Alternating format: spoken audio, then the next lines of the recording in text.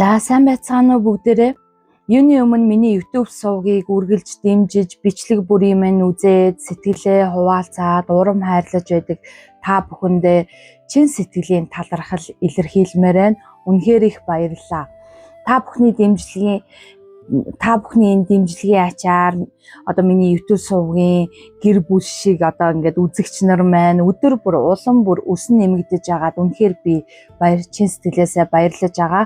Мөн удахгүй би 8 сарын 4-нд Солонгос улсад очих гэж байгаа. Хэрв та Солонгост байгаа бөгөөд таарад уншлага, аура энергийн онцлогоо, энергийн зөвлөгөө авахыг хүсэж байвал урьдчилан надтай холбогдоорой. Цөөн хүнийг цагийн хуваарийн дагуу хүлээн авч хувь уншлага хийж өгч олно, аура энергийг оншилж өгч олно. Мөн бас нэг зүйлийг би та бүгдээсээ асуумаар байна. Сүнсний өгдөл гэсэн цувралаар би тоон зурхаагаар цуврал пост оруулж ийм контент оруулж байгаа. Контент гэх юм уу, ярилцлага оруулж байгаа. Тэгээд энэ дээр бол нэг тооны маань тайлбар дууссан байгаа.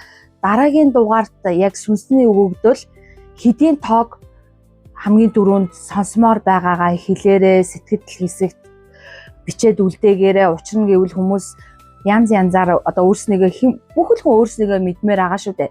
Тийм учраас сүнсний өгөгдөл хамгийн их одоо өндөр үзүүлэлттэй байгаа ч гэдэг юм, хамгийн их сонсомоор байгаа хүмүүстээ зориулаад урьдчилаад тухайн сүнсний өгөгдлийн тооны талаар бас яриад өгч болох юм аа.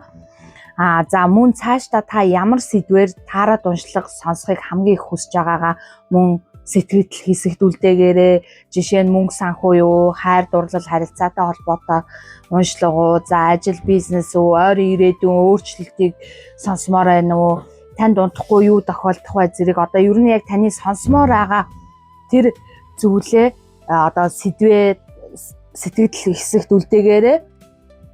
Өөрийнхөө яг хүссэн сэдвэл чөлөөтэйгээр үлдээгээрэй гэж хүсэж байна. Та бүхний санал хүсэлт миний дараагийн контентыг бүтээхэд хамгийн том урам, хамгийн үнэтэй чиглэл минь болж өгөх болно.